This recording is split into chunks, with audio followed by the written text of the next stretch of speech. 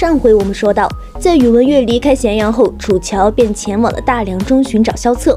原本正准备进入温柔乡的萧策，听到楚乔到来后，立刻丢下了身边的美人，因为楚乔才是他心中的那个人。那么这一次楚乔来找萧策，究竟是要做什么呢？我们话接上回，他什么时候回来的？萧策一边整理着自己身上的衣服，一边向着前来报信的那个太监：“回陛下，刚刚。现在在何处？”密河居。在得到楚乔的消息后，萧策便立刻赶到了密河居。但是原本风风火火的萧策，在踏入了密河居的一刹那，脚步便变得轻微了起来。因为此时的萧策看到了楚乔正躺在床上休息，所以萧策并未打扰他，安静地挥了挥手，让那些伺候的宫女和太监轻声退下去，然后便坐在了一旁，安静地看着熟睡中的楚乔。在路上，萧策已经得知楚乔回来后便睡下了，似乎是非常的累，所以萧策不忍心去打扰他。在看了一会儿后，萧策便起身安排了一下楚乔醒来的事情，然后便回到了柔服殿中，继续起了歌舞生活。萧策其实知道楚乔这一次也终归是路过罢了。在第二日楚乔醒了之后，便在御花园中见到了萧策。要去哪儿？不知道。对于楚乔的这个回答，萧策充满了狐疑的目光，他从不是这样一个没有计划的人。别这么看着我，不是敷衍你，是我真没想好去哪。楚乔看着萧策疑惑的目光，不由得笑了起来。如果不是离开咸阳后无处可去，楚乔怕也是不会回到大梁来，他就想要出去看看而已，至于去哪里，却依旧没有确定下来。虽然萧策有些不太愿意让楚乔再度离开，但楚乔的选择他从未干涉过。打算留多久？萧策将一壶沏好的茶水送到了楚乔的面前，想了一下后才问出了这句话：不知道，不过应该过几天就会走了，该出去多转转了。也许等哪一天我穷困潦倒了，就会回来找你添饭吃。所以你要好好当皇帝，不要等我回来的时候败了家。楚乔笑了笑说道，然后就开始坐了下来品鉴茶水。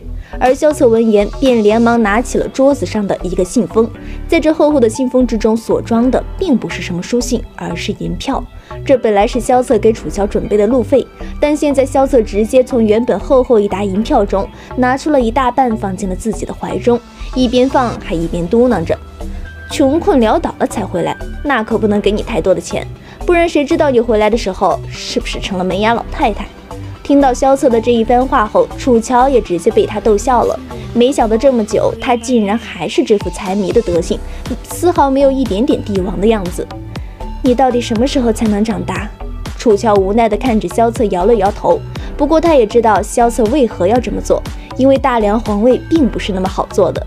虽然萧策看起来整日饮酒作乐，但实际上朝堂的事情没有松懈过，而且那些大梁的大臣们也一直在鞭策着他。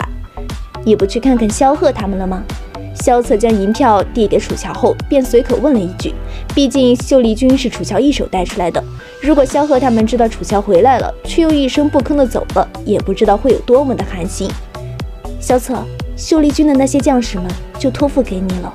楚乔想了很久才缓缓说道，因为他现在的心境已经改变了很多，不再是当初那年少轻狂的存在了。在楚乔传的故事中，花花公子萧策一直都是楚乔最值得信任的人之一，同样也是他能够托付的人之一。只是对于楚乔来讲，萧策始终是一个过客罢了。其实跟宇文玥一同生存的那段时间里，楚乔想了很多的事情，包括他之前的一些做法。当初楚乔想要建立一个相对文明的社会制度，但最后却发现在这个世界中，那种制度实在是一种妄想了，因为他很多时候甚至连自己如何活下去都不知道，连身边的那些亲人和朋友，楚乔都没能保护好他们。所以如今的楚乔便打算放下一切，既然无法成为那样出色的领袖，那就选择归隐田园之中好了。秀丽军的战士们没有多少的信仰，他们的信仰就是楚乔，但是楚乔现在却无法带给他们想要的生活。如果当初楚乔选择顺从燕巡，将秀丽军解散的话，秀丽军的那些人也就不会死那么多，很多人也许会结婚生子，有着更好的生活。所以现在的楚乔只想要平淡的生活下去，人活着不一定非得要做出什么大事业，结婚生子开心到老，也许也是很不错的一个方式。楚乔现在十分的后悔，那些已经死了的人再也活不过来了。乔乔，这并不是你的错。萧策看着有些难过的楚乔，一时也不知道该从何安慰他，先前那些玩世不恭的态度全然消散。萧策，帮帮我吧，好好照顾他们。如果不放心，你也可以将他们拆散，分配一些清闲的工作，让他们在你的土地上结婚生子，好好生活，不要再上战场了。这是楚乔给萧策提出的唯一一个要求了。对于士兵来讲，在战场上是没有胜利的，因为胜利只属于那些将军们，属于士兵的只有死亡和杀戮。所以楚乔希望萧策能够答应他，保护住剩下的秀丽军们。那你呢？还恨燕洵吗？还会回到他的身边吗？萧策点了点头，答应了楚乔的要求，然后便问出了楚乔如今对于燕洵的态度。不恨了。楚乔此时微微摇了摇头，说道：燕洵这个人其实才是他们这群世家子弟中最苦的那一个。无论是宇文悦还是萧策都知道，当初燕洵受到过多大的侮辱，心中有着多大的仇恨和痛苦。楚乔也曾亲眼见过这些东西也不是他们这些旁观者所能体会到的。在燕洵心中究竟有着多少的恨，即便是楚乔都无法度量出来，只知道现在的燕洵已经被那些仇恨所淹没了。他走到如今的这一步，是选择的方式错了，当然也是燕洵自己本身的命运将他逼上了这一条路。他既然坚持要复仇，谁又能说他的坚持是错误的呢？那宇文悦呢？你为什么不跟他在一起？他为你付出了那么多，难道你不爱他吗？萧策再度追问了起来，因为楚乔未来的选择似乎是有着他的一线机会，但楚乔的回答却让萧策更为吃惊。虽然他承认了自己爱着宇文悦，却也表示在很多时候放手也是一种相爱的成全。如今的宇文悦毕竟是大魏的长老司马，还是青海的青海王，怎么能跟此时的楚乔在一起呢？至少楚乔此时心中是这么想的。虽然他也知道宇文悦会为了他抛弃一切，但楚乔已经不想要宇文悦再为他付出了，因为宇文悦曾经遭受的苦难太多太多了。经历了种种的楚乔选择一个人开始生活，无论是燕洵、萧策还是宇文悦，他都没有再进行任何的选择，因为他真的累了，只是去歇一歇。那么楚乔会得愿以偿吗？我们话接上回，听着楚乔说出了那些心里话，萧策的心中充满了复杂的情感。毕竟跟燕洵和宇文悦相比，他对于楚乔的爱确实是少了一些，所以也很明智的选择了放手成全。只是萧策却不忍心看着楚乔为了别人而让自己独自承受痛苦。那你还会回来吗？偶尔回来看看我。此时萧策再度不正经了起来，毕竟气氛一直这么压抑的话，好像下一秒两人就该抱头痛哭了。那是当然了，你可是我最重要的朋友。楚乔此时也一扫刚才的阴霾，然后站起来走到了萧策的身边，张开双臂抱住了他。你这家伙弄得我也伤感了。萧策苦笑了一声，然后两人便做出了最后的道别。接下来整个大陆的局势会变得越来越激烈，楚乔选择抽身而出，但是萧策却会在之后深陷其中，因为他毕竟是大梁的皇帝，所以最后楚乔留给他的一句话便是好好珍重。而萧策则是继续一贯的作风，在楚乔上马后直接高声喊道：乔乔，30岁之前嫁不出去都可以回来找我。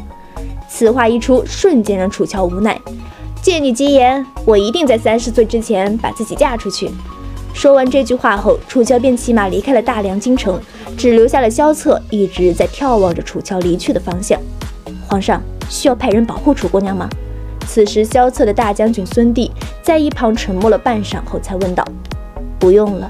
萧策缓缓地摇了摇头，每个人都有着权利选择自己想要的生活，楚乔只是选择了他想要的道路罢了。在离开了大梁京都后，楚乔就带着贴身侍女梅香开始四处的逛荡。就这样过去了1年半的时间，楚乔便前往了大梁南方的一个小城镇中，开始在那边住了下来。此地不仅风景十分的秀丽，而且跟大梁的皇陵距离很近，所以治安相对来说也是比较好的一些，没有太多的盗匪。尤其是这个地方是大梁大儒白先生的老家，学术气氛十分的浓郁，还有不少参加科举的学子前来祈福。时间长了，这座城也被称之为学府城。楚乔带着留在身边的几个人来到此地后，就买下了一家客栈作为营生，主要是为了掩人耳目。因为楚乔身边除了带着梅香之外，还有3位秀丽君留下来的孩子，也就是多吉3人，一个独身女人带着1个丫鬟和3个孩子，无所事事的生活属实有些扎眼了。二来楚乔也是想给自己找一件事做，不至于整日吃吃喝喝睡睡的那种无聊的日子，他也过得差不多了。但楚乔虽然不是为了赚钱而来，却在客栈的经营上下了很大的心血，从管理制度和卫生条件都是模仿了他记忆中的5星级酒店的标准。当然，硬性设施确实跟不上，而这种改变加上地理位置的优越，很快让楚乔的客栈成为了学子们来此地必住的地方，逐渐的在当地闯出了名气。每逢春秋2次科举考试的时间里，楚乔的客栈总是人员爆满，生意不可谓不兴隆了。而楚乔却发现了另外一个问题，那就是自己的身体竟然出现了衰老的迹象。如今他才21岁，发丝上就出现了银发，这也是他之前连年征战落下的问题。那么接下来楚乔会有什么样的行动呢？宇文玥那边跟长公主的婚约又会如何呢？我们明天再聊。